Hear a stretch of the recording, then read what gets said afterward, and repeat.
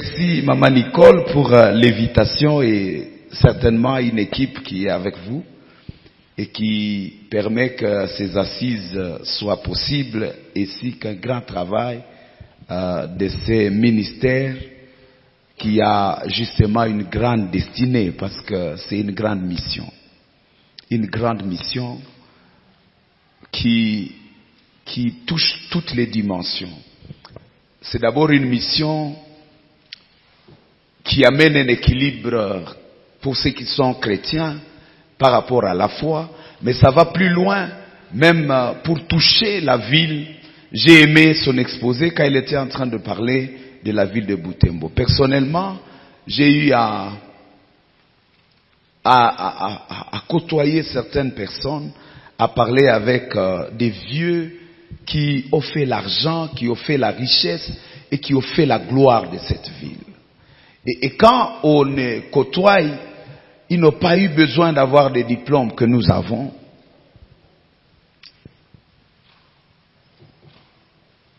Mais ils ont voyagé. J'ai été à un moment donné à Dubaï avec tout des complications que nous avons eues même à l'aéroport parce qu'il faut s'habituer à un grand système. Et je me dis, il y a de non-parents dans la ville qui n'avaient pas de notions d'anglais, qui n'avaient pas assez de diplômes et qui sont partis à Chine, au Japon, à Belgique, partout là-bas. Ils ont amené des richesses. Ils ont fait business très très florissant. Et ils ont affanté des enfants qui sont allés étudier aux États-Unis et partout. Mais la question c'est de dire quel est l'impact de ces héritiers. Ils ont eu la richesse de ces gens qui ont déployé leur potentiel sans ce qui nous distrait, ce qu'on peut dire comme ça, les études. On a les études, on a déjà l'héritage, on a déjà l'expérience de ceux-là. Mais la question c'est de dire jusqu'où on a amené cette richesse laissée. Ne fallait-il pas qu'on la multiplie par combien? Parce que celui qui a commencé l'argent, il avait tel niveau et il s'est battu. J'ai vu un autre papa riche qui prenait les poissons à Kiavinyonge, sans vélo, sur tête, et qui est devenu une référence à Butembo. Et les enfants sont allés étudier partout. Et qu'est-ce qu'on peut attendre de ces enfants en tant qu'héritiers?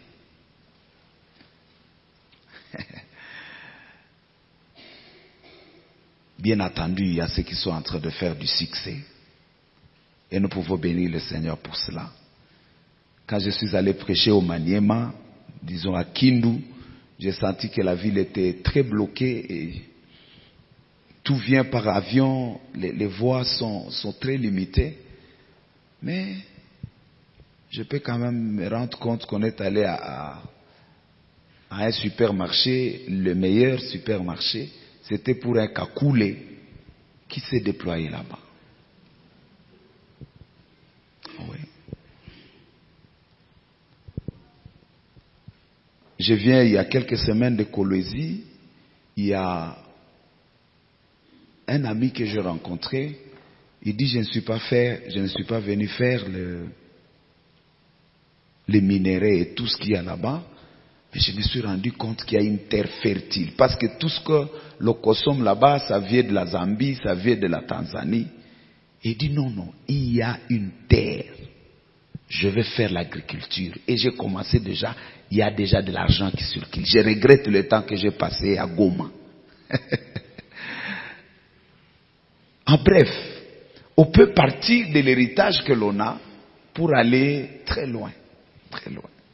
Alors, vous allez me permettre d'échanger pendant quelques minutes, une trentaine de minutes, sur découvrir son héritage et vivre pleinement sa destinée. Je vais saluer les hommes de Dieu qui sont au milieu de nous et personnellement, je salue le pasteur Alain, le bishop Alain. Je suis très honoré par sa présence. C'est mon pasteur à la JTL et il m'a beaucoup engagé. Que Dieu vous bénisse, pasteur. Merci d'être venu.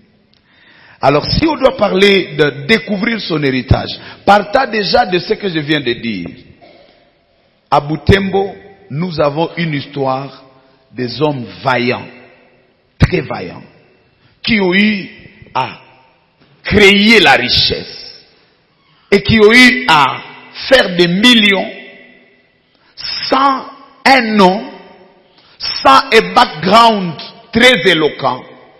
Et aujourd'hui, on peut parler de la ville de Butembo. Il y a des gens qui sont prêts. La première fois que je suis arrivé à Kinshasa, c'était en 2003. Pasteur Alain, j'ai eu une fille, Louba, qui m'a aimé. Elle voulait que je la marie. mais qu'est-ce qu'elle disait? Elle dit, tu as est bazan en Mbongo. À Butembo, il dit, amène-moi à Butembo. J'ai dit, mais moi je suis un fils d'un agriculteur, il n'y a pas d'argent. Tout le monde n'est pas commerçant à Butembo. Qu'est-ce que je veux dire? Il y a des hommes qui ont fait le nom de Butembo. Ils n'avaient pas de grands diplômes. Ils n'avaient pas une grande éloquacité. Ce n'étaient pas des grands orateurs. Mais ils ont fait des millions. Ils ont fait un nom. Et ils ont honoré cette contrée. Vous savez qu'il y a déjà un conflit stratégique qui s'élève, même par rapport à Butembo, par rapport à l'Est. C'est un conflit qui ne dit pas son nom.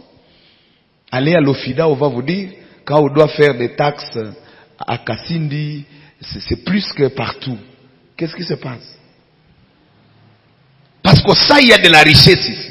Il y a beaucoup de ceux qui viennent du gouvernement, qui viennent de Kinshasa, ils arrivent ici, ils disent, mais comment on peut avoir la guerre? Les gens sont en train de construire. Il y a des hommes qui ont su déployer leur potentiel au dépit de la guerre, au dépit de tout. Au dépit même de combats et de frustrations. Il y a de taxes, il y a de choses qu'on fait, mais malgré tout ça, les gens peuvent déployer leur potentiel. C'est pourquoi je voudrais que nous puissions parler à 2 ou 3 niveaux. Le premier niveau sera de comprendre cet héritage. Il faut découvrir cet héritage. Au-delà de l'héritage matériel, découvrir dans son ensemble cet héritage et être en mesure de vivre pleinement sa destinée. Vivre pleinement ou jouir pleinement de sa destinée ne veut pas simplement dire on est en train de jouir, de manger, de consommer. Mais jouir veut aussi dire se déployer. Parce que vous allez vous rendre compte que l'homme n'est pas heureux par la consommation. L'homme n'est pas heureux par la consommation. Voilà pourquoi à un certain âge, on ne peut plus aimer manger à la table de son père, même si son père est gentil. Parce qu'on sent qu'on n'est plus à l'âge de consommer, on est déjà à un moment donné où on doit produire. Et ça s'appelle aussi consommation. Quand un homme se fatigue et il dit je dois produire, il est toujours en train de consommer ou de jouir de sa destinée, mais il entre dans la phase de la production. Alors nous allons donc découvrir l'héritage et voir comment on peut vivre pleinement sa destinée. Nous allons avoir 3 points. Le premier point, je vais donner quelques vérités fondamentales sur l'héritage. Le deuxième point, je vais parler de 7 dimensions de l'héritage ou alors 7 facettes de l'héritage. Et à la fin, je vais donner quelques voies ou quelques principes sur comment on peut manifester sa destinée ou comment on peut vivre pleinement sa destinée. Êtes-vous prêts à entrer dans cette marche avec moi?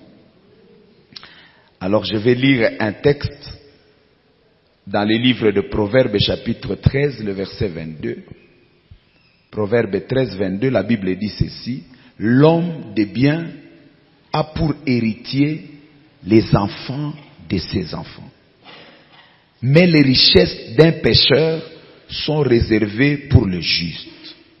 L'homme de bien, l'homme juste, l'homme bon a pour héritier les enfants de ses enfants. À d'autres termes, quand on est juste devant le Seigneur, on a la mission alors on a la grâce de voir l'héritage proliférer jusqu'à la 3e génération. Ou alors on a un héritage qui peut traverser les générations. On a un héritage générationnel. À d'autres termes, quand on est juste, on ne va pas avoir juste ce qu'on a besoin pour vivre. On a besoin d'aller au-delà, d'avoir plus que ce que l'on a besoin. On ne vit pas pour satisfaire ses besoins. On vit pour vivre et pour laisser quelque chose. Et la chose qu'on doit laisser doit être plus supérieure à ce qu'on a consommé, parce que ça doit atteindre les générations. Les enfants des enfants doivent se rendre compte qu'il y a quelqu'un qui a vécu. C'est très important. Quelque chose me fait toujours mal quand je dois parler de ce sujet, c'est qu'il y a aujourd'hui des familles qui se sont décimées. Il y a des familles où on ne se parle plus. Peut-être que même certains sont au milieu de nous, ou je ne sais pas, parce qu'il y a un problème d'héritage. Papa magistrat nous a parlé de quelque chose de très curieux et qui doit nous attirer. Les problèmes d'héritage viennent à deuxième position, c'est ça? Dans les conflits qu'on règle là au tribunal. Les gens ont des conflits parce qu'on ne sait pas comment partager l'héritage. Ou on sait comment, mais il y a un cœur qui dit non, on ne peut pas partager. Quelqu'un veut s'accaparer de l'héritage. Mais en même temps, ces gens qui sont en train de s'amener au tribunal, ils sont licenciés à docteurs, ils ont été à Kambala pour aller étudier, ils ont été même envoyés en Afrique du Sud par les parents. Celui qui a laissé l'héritage pour lequel ils sont prêts à se tuer, c'est quelqu'un qui n'a même pas étudié. Il s'est battu. Et il a laissé des bâtiments.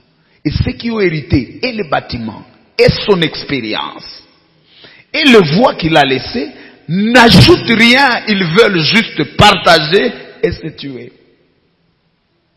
Vous voyez que c'est trop bas, n'est-ce pas? Ça devait nous interpeller. Si nous battons pour l'héritage que les parents ont laissé, nous, on va se battre pourquoi? Parce que tout sera déjà fini. Ça sera compliqué. Un homme juste laisse un héritage aux enfants de ses enfants. La question est de dire, est-ce que déjà là, si chacun de nous fait une petite comptabilité, il peut se dire que ce que j'ai peut vraiment servir à mes enfants d'abord. Et on va très loin, on dit non, aux enfants de tes enfants. C'est-à-dire tu peux travailler et laisser quelque chose qui sert à tous ces gens-là. Avons-nous développé le potentiel qui peut arriver jusqu'à ce niveau-là?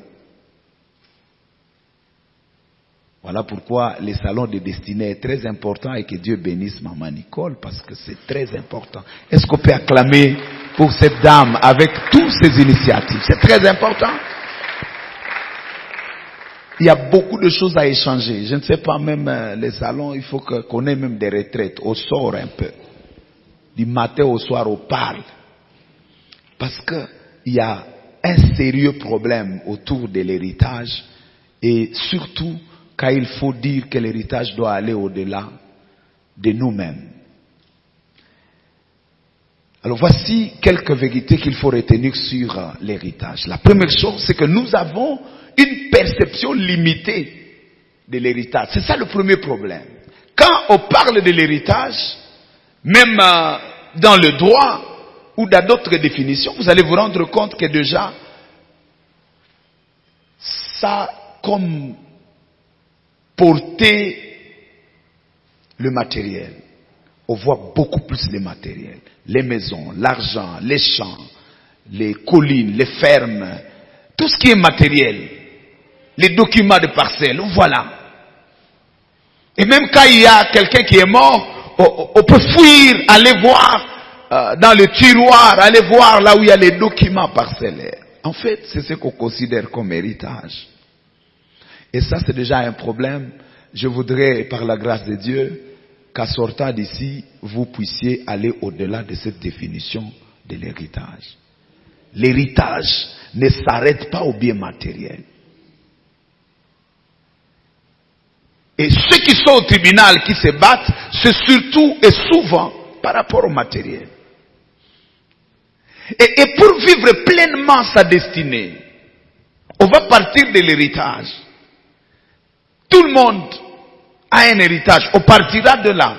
Et donc si on n'a pas compris le sens le plus profond de l'héritage, on aura des limites et on commettra des erreurs. On peut même interférer négativement avec sa destinée parce qu'on n'a pas compris le sens de l'héritage. L'héritage va au-delà du matériel. Ça, c'est une première vérité. La deuxième vérité, c'est qu'il est possible de réussir dans la vie sans manifester pleinement sa destinée. Là, je veux que Dieu nous aide à briser la petite orgueil qui peut monter. Vous savez, il y a des fois où on est content alors qu'on ne devait pas. On ne devait pas. On peut dire que j'ai étudié jusqu'à ce qu'on se rende compte qu'il y a des gens qui sont en train d'étudier. On peut dire que j'ai l'argent jusqu'à ce qu'on se rende compte qu'il y a des gens qui ont l'argent. Mais aussi, si on doit parler de l'argent, jusqu'à quel niveau on est riche? Quel est le seuil de la richesse? En économie, nous définissons le pauvre par rapport à la capacité de se nourrir par jour. Et on peut définir ça selon les pays. Un pauvre, c'est quelqu'un, peut-être dans notre milieu, on peut dire celui qui ne gagne pas $1 le jour. C'est lui-là qu'on va appeler pauvre. Mais vous savez, vous ne vivez pas pour accumuler l'argent. Vous ne vivez pas pour accumuler les maisons. Du reste, vous n'allez pas vivre dans toutes les maisons que vous allez construire. Vous ne vivez pas pour accumuler les diplômes. Du reste, les diplômes, ce n'est qu'un papier où un homme a décidé d'écrire. Il peut dire distinction, satisfaction, élite, comme ça. Et parmi vous, il y en a de ceux qui ont été à l'école. On vous a dessiné. Moi, j'avais un enseignant au collège. Il pouvait mettre un grand zéro. Il met des petits trous comme ça pour dire tu as des gros yeux mais des petits oreilles. Tu n'entends rien dans ta tête. Il y a vide. Et il peut écrire, il dit grosse tête vide. Bon, les diplômes que nous avons, il y a des individus qui ont signé sur ça. C'est un papier. Mais la richesse devait se définir par rapport à la mission. J'ai dit souvent à l'église, personne ne dira qu'il est riche ici. Cessez de dire que vous êtes riche parce que vous devez avoir l'argent par rapport à votre appel. Vous devez avoir les possibilités par rapport à votre appel. Si vous avez 2 enfants, vous ne pouvez pas avoir besoin de la même nourriture que celui qui a 12. Alors celui qui gère 12 enfants à la maison, il y a des parcelles, vous entrez comme ça, il y a 24 personnes. Et il y a des parcelles, vous entrez, il n'y a pas de bruit, il n'y a pas de cris, il n'y a pas de verre qui se casse parce que c'est calme. Il n'y a pas assez d'enfants. Alors celui qui a 2 enfants, il peut avoir sa moto, il sort, on dit il est riche. Celui qui a 24 chez lui, il sort, il a aussi sa moto, on dit quoi? On dit ils sont les mêmes. Non, ils ne sont pas les mêmes. Les charges ne sont pas les mêmes.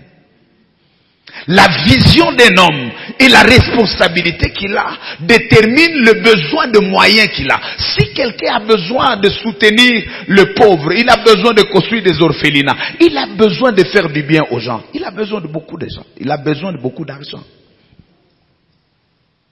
Et donc, Si vous avez besoin de peu d'argent, c'est pas que vous n'avez pas de besoin, c'est que vous avez une vision limitée.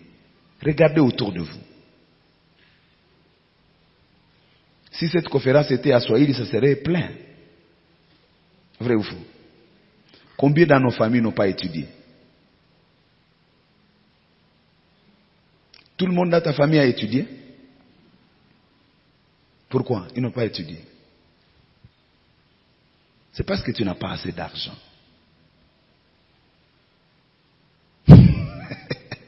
C'est possible.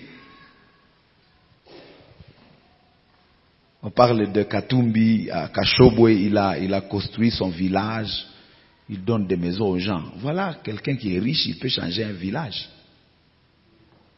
Oui. Donc tu es le seul riche de ton quartier, de manière à ce que tous les voleurs s'adressent chez toi. Tu imagines, tu as beaucoup de conflits en famille parce que quand il y a deuil, c'est ta voiture qui doit aller. Quand il y a mariage, c'est ta voiture qu'on doit chercher. Quand il y a... ça veut dire qu'il y a la pauvreté autour de toi. Et donc si tu as la mission de promouvoir les gens, tu as encore besoin de beaucoup de moyens, de beaucoup de capacités. Si on doit étudier, on doit évaluer la connaissance ou les acquis que l'on a par rapport à quoi? Je ne peux pas aller étudier juste pour étudier. Je suis en train d'étudier par rapport aux défis que je dois relever. J'ai fait l'économie, gestion financière. J'ai fini, j'ai fait la théologie. Et puis j'ai fait le leadership où j'ai eu mon doctorat. Mais je cherche encore à aller. Pas parce que j'ai besoin de diplômes, de papiers. Mais la mission m'exige. Je me retrouve un jour à Kinshasa avec des hommes politiques. La grâce m'a amené là-bas. Merci pour ce que Papa Rafik nous a enseigné. Développer le potentiel. La grâce m'amène quelque part et je retrouve les gens qui sont là, qui ont besoin d'encadrement. Bon, c'est une vision. Vous avez vu une vision. Le Seigneur me montre, papa, et puis, vous avez parlé à un politicien. Il est content. Vous allez avec lui, vous arrivez dans le bureau. Et du coup, il commence à... Vous lui avez dit que la rébellion va finir, tout ça, et puis il va avoir un poste. Il arrive, il a le poste. Qu'est-ce qu'on va avoir comme vision par la suite? Il n'y a plus de vision, il y a des lois à rédiger. C'est-à-dire quand on est pasteur, on ne rêve pas. Mais non, na Mungu anakuinua. Unakuwa mtu mkubwa katika nchi. Ndiyo, nimekuwa mkubwa, antuka Mungu alikutumia, asante. Sasa niko. Tout quoi hapa? On dit, est-ce qu'on lève l'état de siège ou pas? Pasteur, j'ai fait quoi? Vous allez prier. Vous allez analyser l'état de siège et vous lui donnez un conseil. Vous dites, c'est ça. C'est pourquoi on va faire un peu de leadership. C'est de comprendre. Alors quand ça ne tient pas, on va faire même la criminologie pour comprendre comment les têtes de ces gens fonctionnent. Parce qu'on peut les avoir à l'église. On ne comprend pas ce qu'ils sont en train de dire. Ils viennent chez nous, nous sommes en train de prêcher. Oh non, soyez juste. Il regarde, il dit, mais ce pasteur, il est hors périmètre cellulaire. Il ne comprend pas ce qui se passe. Alors le pasteur va s'équiper. Vous allez voir les pasteurs qui sont ici. Ils souffrent. Parce que quand il y a des problèmes de divorce, on demande le conseil au pasteur. Donc il doit avoir quelques notions de droit. Quand il y a même d'autres, ils disent, oh non pasteur, vraiment gynécologue, il dit qu'il doit m'opérer. Vous trouvez comment? Je dois être encore gynécologue, oui. Il y a d'autres qui disent, oh non, la respiration ne marche pas. Pasteur, qu'est-ce que tu penses? C'est comme ça que l'on doit être dans les livres en train de chercher la connaissance. On ne cherche pas cette connaissance parce qu'on a besoin d'étudier, parce qu'on a besoin d'accomplir une mission. Je vais dire, vous cherchez tout ce que vous cherchez parce que vous devez accomplir une mission. Et Dieu dit à Jérémie, avant que tu ne sois créé dans le sein de ta mère, je t'ai connu. Je t'ai consacré. Je t'ai établi prophète. Dieu a assigné à la vie de chacun une mission. Et si vous vous battez, ça doit être pour accomplir cette mission. Si vous avez la mission d'être parent, alors vous devez être le meilleur parent qui soit. Et ça vous demande un héritage. Ou alors, vous avez déjà un héritage pour cela et que vous devez développer cela. Alors je dis, il est possible d'avoir, de réussir, sans déployer tout son potentiel. Quand vous réussissez, les psychologues qui ont étudié, ils ont fait beaucoup d'analyses dans le domaine de l'éducation, nous sortent une analyse décevante, des résultats décevants, quoi. Voyez-vous, ils disent que la majorité des hommes meurent sans avoir exploité 15% de leur potentiel. Je ne sais pas si vous avez combien dans votre compte. Il y a ceux qui sont quand même déjà bénis ici au milieu de nous. Et imaginez qu'on vous dise tout ce que vous avez là. Vous n'êtes pas à 20% de ce que vous devez être. Comment vous vous sentez? Avec un véhicule, vous êtes les igoues de votre quartier. On vous dit non, vous n'êtes pas à 20% de ce que vous devez être. Avec un diplôme d'État, on dit que c'est vous qui avez fini les études dans votre famille. Alors on vous dit que vous n'avez pas atteint 20%. Imaginez que vous avez déjà une galerie, 14 maisons. On dit non, ça c'est encore dans les 15%. Vous pouvez aller loin. Pourquoi aller loin? Parce qu'il y a une mission, il y a beaucoup de besoins. Imaginez, il y a beaucoup de besoins. Regardez la misère autour de vous. Regardez le vide autour de vous. Et donc si vous devenez mieux, c'est possible. Parce que vous pouvez relever quelqu'un. Vous pouvez résoudre un problème. Combien de problèmes manquent de solutions autour de nous? Et si Dieu veut que tu sois la solution, c'est toi la solution. Mais à un moment donné, tu t'arrêtes. Il y a un roi qui est allé consulter le prophète. Il dit, je suis en guerre. Homme de Dieu, prie pour moi. Il dit, prends des flèches. Jette les flèches.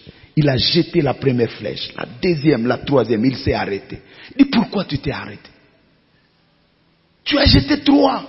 Tu aurais battu tes ennemis plusieurs fois. Mais tu as jeté 3 flèches. Ça veut dire, tu vas seulement le battre 3 fois. La 4e fois, on va te vaincre.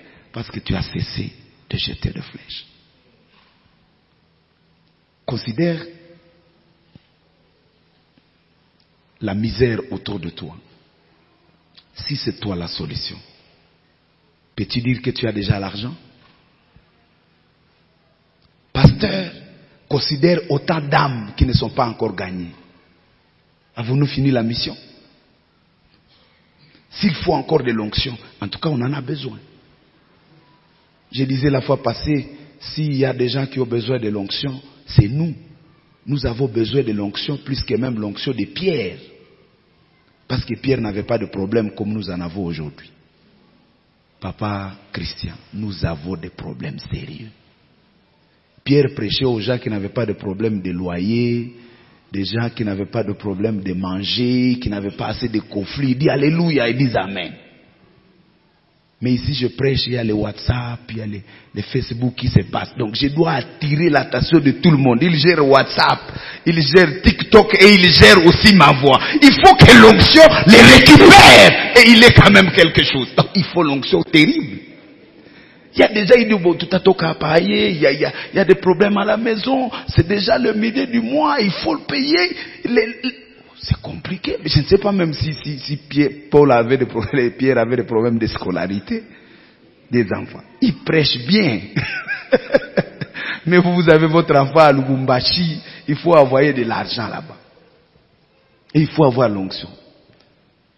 Il n'y a pas longtemps, il y a maintenant des femmes qui sont fabriquées à Chine. Donc, on fabrique une femme qui peut faire tout ce que la femme peut faire. Et qui parle, qui fait tout. Vous pensez que c'est facile de prêcher à celui-là? C'est compliqué.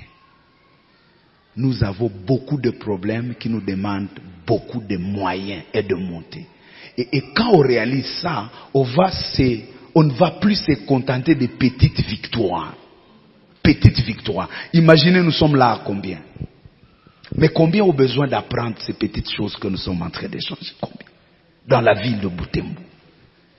Et donc ce n'est pas mal si on a une grande conversion que celle-ci où on peut avoir le triple, le quadruple. Des gens qui vont suivre parce que le besoin est là. Et on n'a pas encore commencé. Tu ne peux pas t'arrêter à chercher, à te développer parce que le problème que tu dois résoudre sont nombreux. Il y en a autant. Et il y a beaucoup de gens qui se sont satisfaits parce qu'ils n'ont jamais été exposés à la vraie mission. Ils se sont arrêtés. J'ai ma maison, j'ai ma femme, j'ai mes enfants. En tout cas, gloire à Dieu. Non. Dieu va te dire, où est ton frère?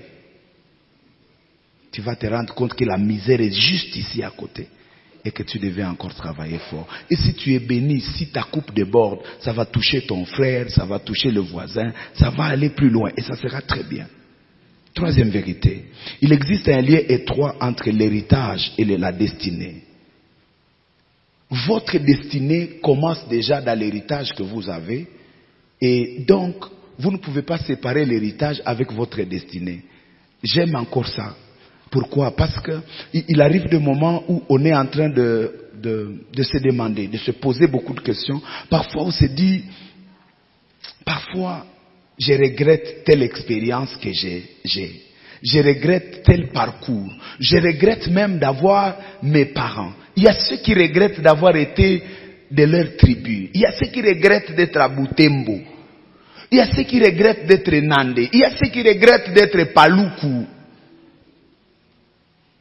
Mais je vais nous dire que notre destinée commence déjà dans notre héritage. Il y a un héritage dans le fait que tu es ce que tu es. Ce qui est merveilleux, c'est que Moïse a écrit la loi avec l'écriture qu'il a appris en Égypte. Vous comprenez ça? Moïse a écrit la loi de Dieu avec l'écriture qu'il a appris à l'école égyptienne. Donc vous ne pouvez pas juste jeter Pharaon dans les feux. Oh, Pharaon c'est le diable. Non, Pharaon a appris à Moïse. Oh, l'écriture avec laquelle il a écrit la loi de Dieu. Il ne faut pas jeter, oh non, Pharaon c'est le diable. Non, calm down. Capole pole. Oui, c'est la vérité. Alléluia. Alléluia. J'ai aimé ce qu'il a, il a conclu son exposé. Ne jette pas la leçon, même quand tu changes de rivière. Il y a eu un moment où Dieu dit à Pierre, non, je te ferai pêcheur d'hommes. Laisse les poissons, je ferai de toi pêcheur d'hommes. À un moment donné, Jésus est crise, il n'y a pas d'argent. Il dit, mais Pierre, nous sommes arrêtés, il faut payer la taxe. Ici, on ne parle pas à langue, il faut payer la taxe. Qu'est-ce qu'on fait? Est-ce que Judas, tu as quelque chose? Il dit non, il n'y a rien. Il regarde, il voit Thomas, il est distrait. Il voit Matthieu, il n'y a rien. Il dit, mais il y a un monsieur qui a un talent ici. Est-ce que tu peux rentrer? Tu peux récupérer la maison, rentre encore à la mer. On ne peut pas envoyer Lévi à ce moment-là. On envoie un professionnel des eaux. Et Pierre, il sait comment on fait. Il s'assoit là, il sait la position, il voit, l'ombre peut chasser les poissons. Il se met très bien. Il jette. On dit le premier poisson, tu déchires, il y a quelque chose dedans. Alléluia. L'héritage, c'est déjà une clé pour la destinée. Vous ne pouvez pas séparer ça. J'aime quand je réalise qu'avant que je ne sois conçu dans les seins de ma mère, Dieu m'a connu. À d'autres termes, mes parents se sont rencontrés, déjà j'existe. Donc si j'ai été un enfant bâtard, mes parents se sont rencontrés au bar, c'est pas mon problème. Ils étaient ivres, moi je suis pas ivre. J'étais dans le programme de Dieu. J'étais dans le plan de Dieu. Et ça, j'apprécie ça. Je dis Seigneur merci.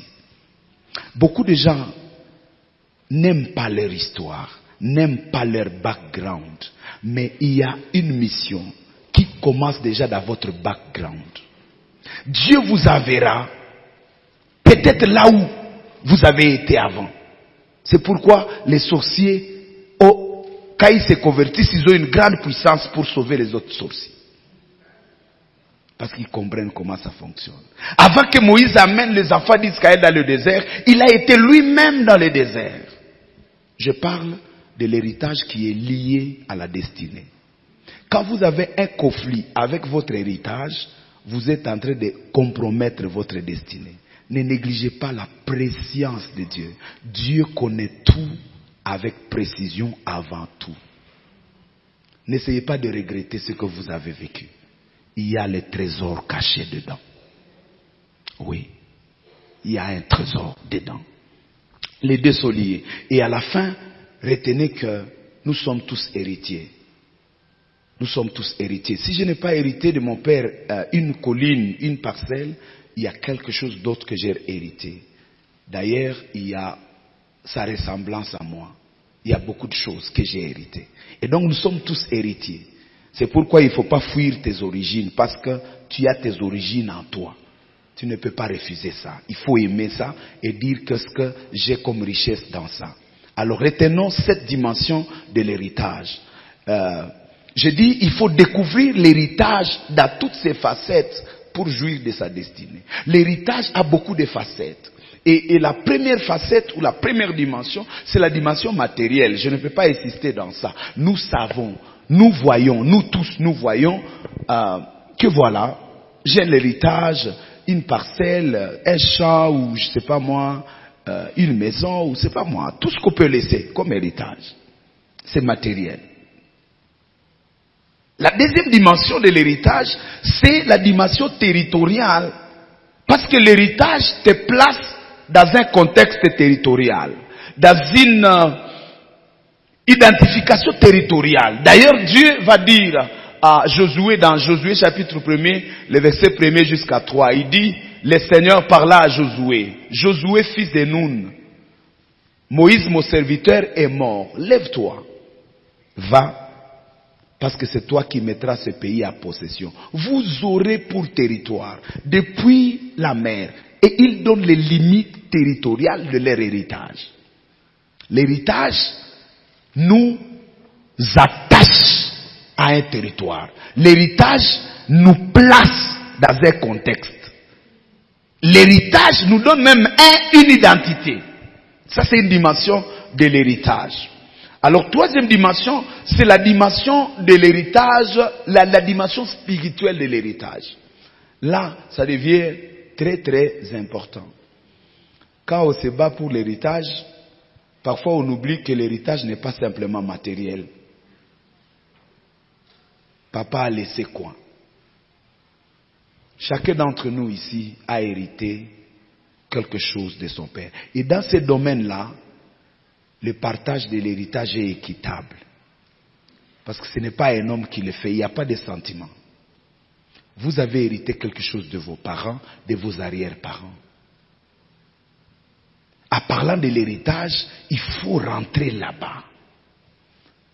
Quand on voit Lévi en train de jouir des dîmes en Israël, il consomme les dîmes, on est en train de nous dire que son père, son arrière-parent avait posé un acte.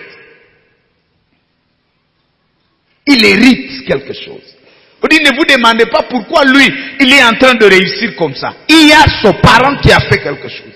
Il y a un héritage spirituel. Je vais parler à deux dimensions. La première dimension, ça concerne d'abord ce que nous avons hérité.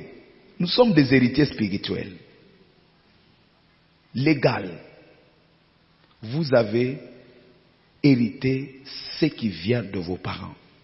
C'est pourquoi vous avez les rêves que vous avez.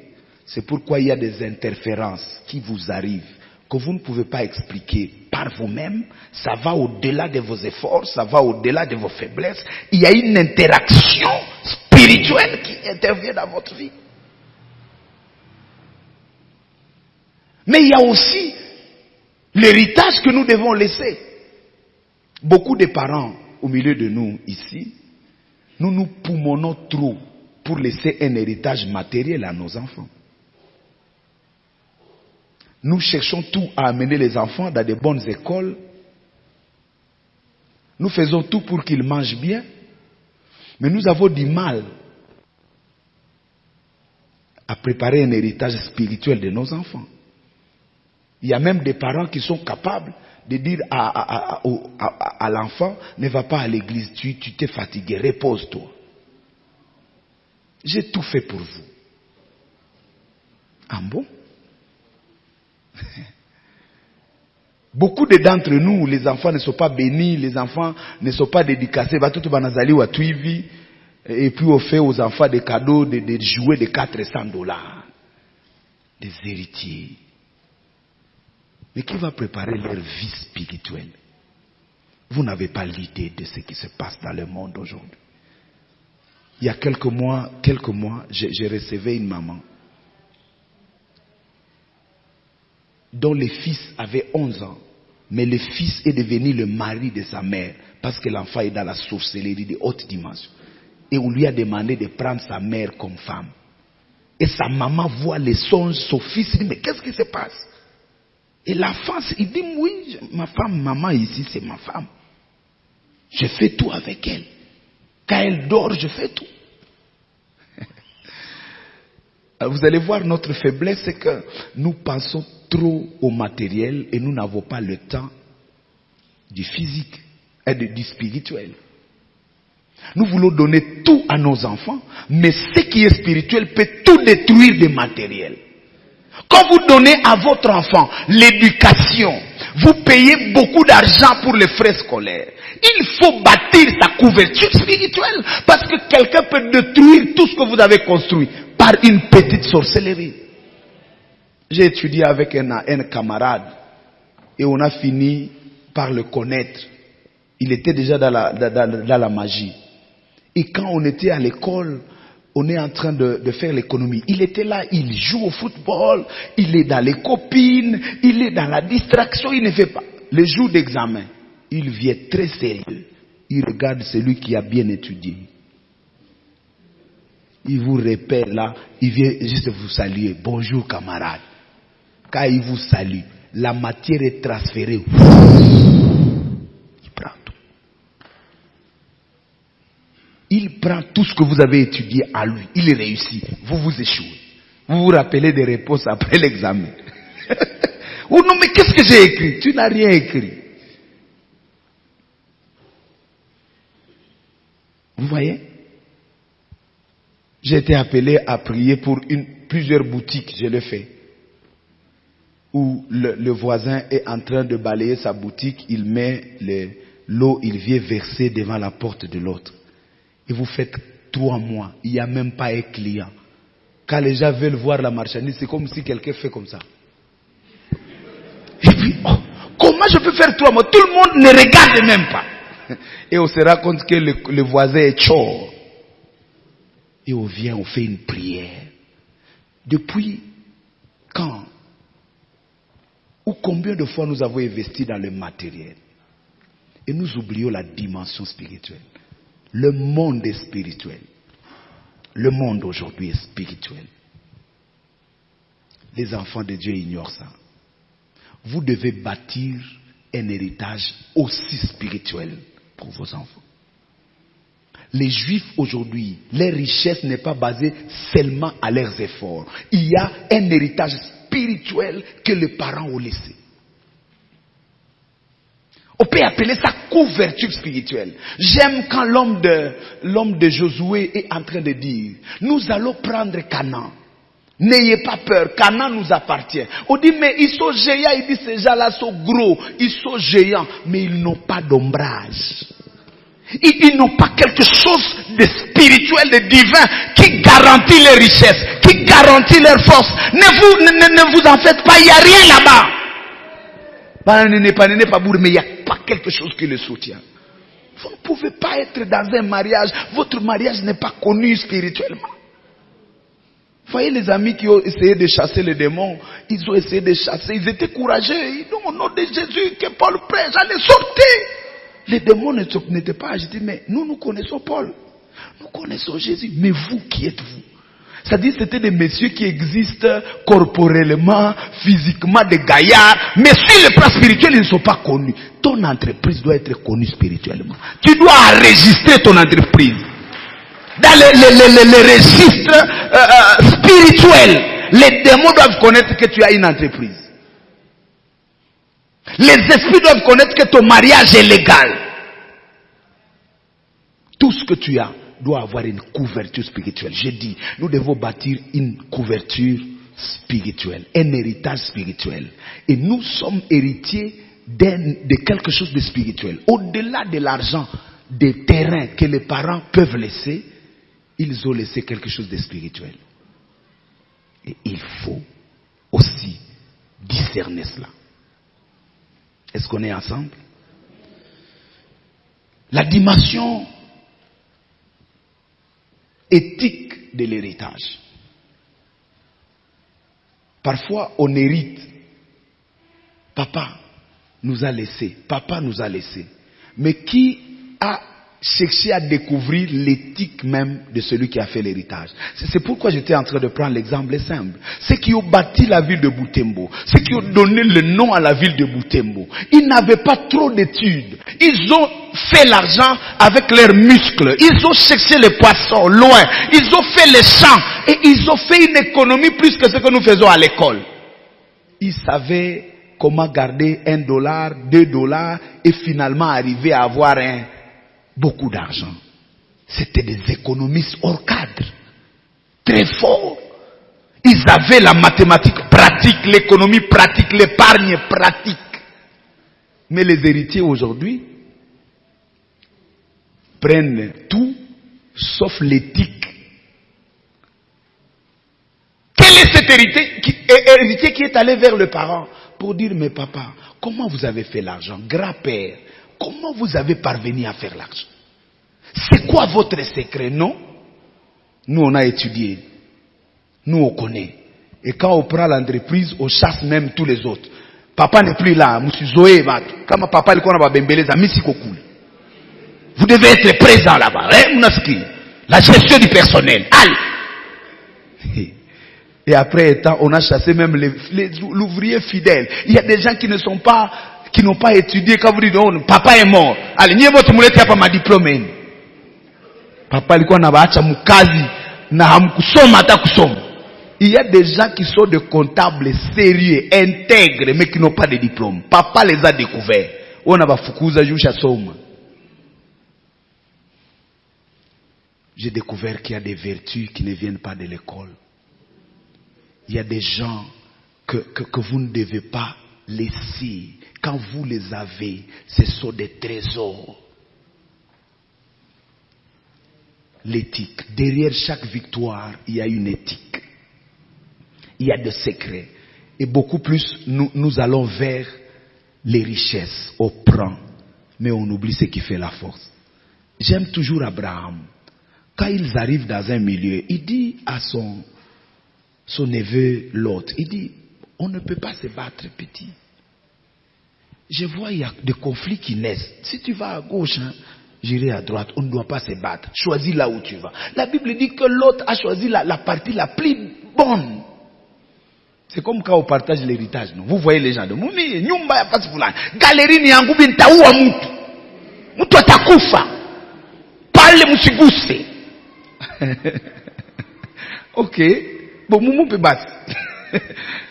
Les shamba ya mabili, allez, mukamate hili. Mais c'est possible que même dans ces champs-là, c'est là où il y a l'origine même de la richesse. Abraham dit on ne peut pas se battre. Si tu vas à gauche, je vais à droite. Abraham savait que ma richesse n'est pas matérielle. Il y a une nuage, une ombrage qui affante la richesse. Si l'ombrage est avec moi, même si je vais dans le désert, l'ombrage là va faire quelque chose. L'ombrage va faire. Alors, est-ce que nous pouvons avoir le temps de consulter les parents, tous ceux qui ont laissé un héritage, que ce soit l'église, que ce soit l'entreprise, que ce soit une école, de dire, mais, qui sont ces gens? Les étudier. Vous savez, il y a des commerçants à Butembo, vous devez écrire leur histoire. Et nous avons un problème dans notre tribu, dans notre milieu, c'est que nous ne sommes pas prêts à promouvoir les gens. Non. Et nous ne nous aimons pas.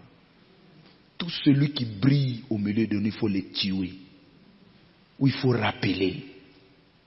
Je me souviens, j'étais en train de prêcher quelque part, la gloire de Dieu descendait. Et il y a quelqu'un qui m'a connu, il dit non, c'est mon toto à Londo. Tu vois, être à Londo, ça fait quoi? Donc, il veut annuler ma prédication parce que je suis de Londo, parce qu'il me connaissait.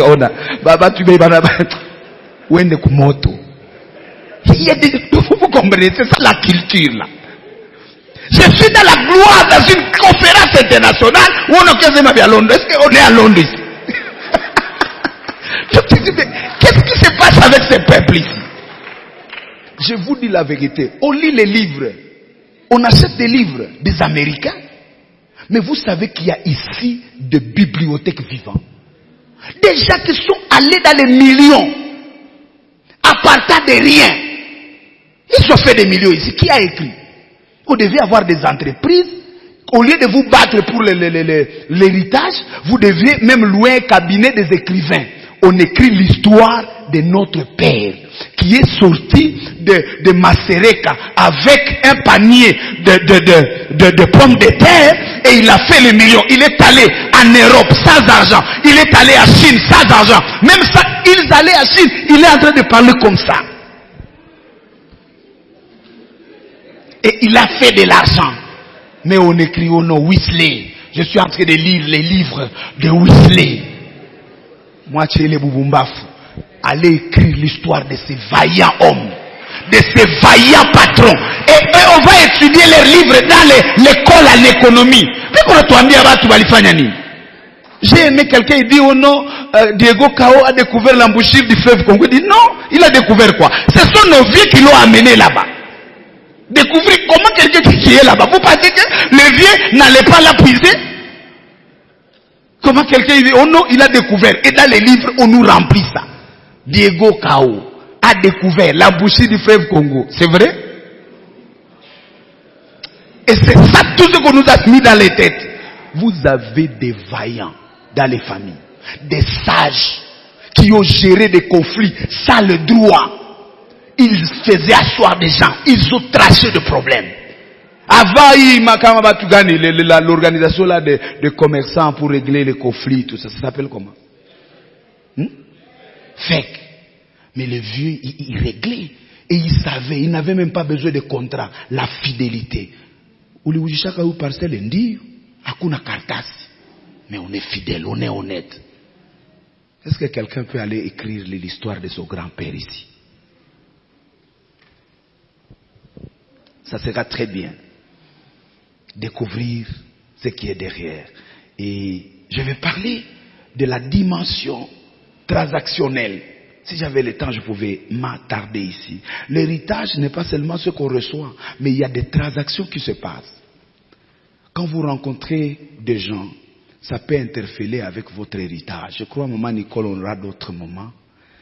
Et vous pouvez avoir un héritage, mais qui connaît des interférences. Abraham rencontre Melchisedec, il lui donne le pain, il lui donne le vin, quand Abraham boit, il mange. Abraham donne la dîme de tout ce qu'il avait.